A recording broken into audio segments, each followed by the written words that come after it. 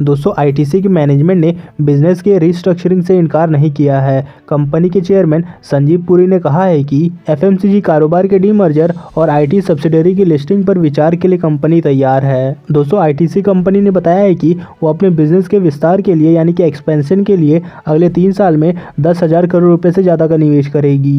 दोस्तों आईटीसी के चेयरमैन ने ये संकेत इन्वेस्टर डे पर दिए हैं और उन्होंने ये भी संकेत दिए हैं कि एफएमसीजी और आईटी कारोबार में नई कंपनी खरीदने की कोशिश की जाएगी। संजय पुरी ने यह भी कहा कि इसके लिए 3 सालों में 10,000 करोड़ रुपए का निवेश किया जाएगा और इसमें से 35 से 40% रकम एफएमसीजी कारोबार के ग्रोथ में खर्च की जाएगी। वहीं 20 से 30% रकम पेपर बोर्ड और 10% होटल कारोबार पर खर्च होगा और बाकी का निवेश एग्री कारोबार में किया जाएगा। और दोस्तों आपको बता दें कि कंपनी की तरफ से होटल कारोबार में डीमर्जर की योजना रद्द नहीं की गई है। दरअसल कंपनी ने कहा है कि होटल इंडस्ट्री में रिकवरी के बाद डीमर्जर पर काम किया जाएगा। कंपनी ने यह भी कहा है कि अभी बिजनेस ट्रैवल कोविड से पहले सिर्फ 40 से 50% पर ही आ पाया है और रूम रेंट कोविड से पहले के 70% पर आया है और आगे सिगरेट में स्टेबल टैक्स की उम्मीद है। तो दोस्तों कंपनी के मैनेजमेंट ने बिजनेस और मार्जिन एक्सपेंशन की स्ट्रेटेजी सामने रखी है और आगे कंपनी बिजनेस एक्सपेंशन के लिए एक्विजिशन का रास्ता अपना सकती है और तंबाकू सेक्टर के लिए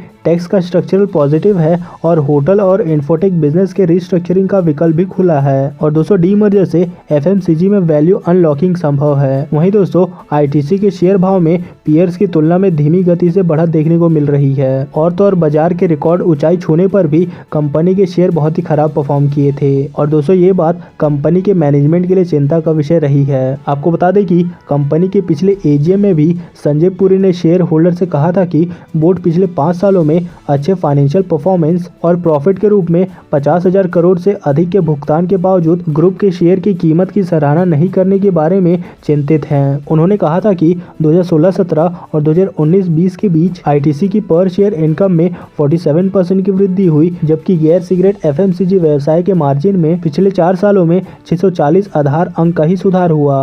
तो दोस्तों कंपनी अब आगे बहुत सारे प्लान कर रही है जिससे कंपनी का शेयर प्राइस बढ़ सके और कंपनी का ग्रोथ हो सके। तो दोस्तों ये तो कुछ अपडेट आईटीसी शेयर को लेकर। इस वीडियो में फिलहाल इतना है, मिलते हैं नेक्स्ट वीडियो में।